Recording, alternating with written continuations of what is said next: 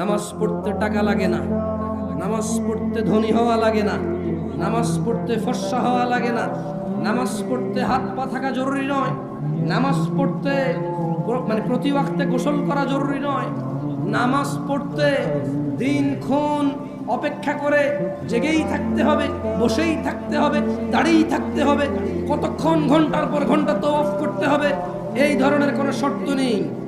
মহিলা পুরুষের আলাদা বিধান নেই, ধনী দরিদ্রের আলাদা বিধান নেই।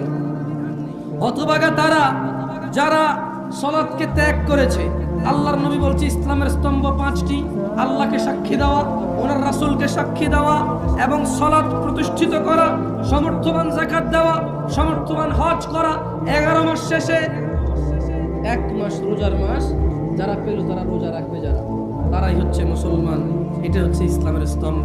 কয়েকটি কাজ একনিষ্ঠভাবে করলেই আমরা জান্নাতে প্রবেশ করতে পারি, যার অন্যতম হলো সিয়াম।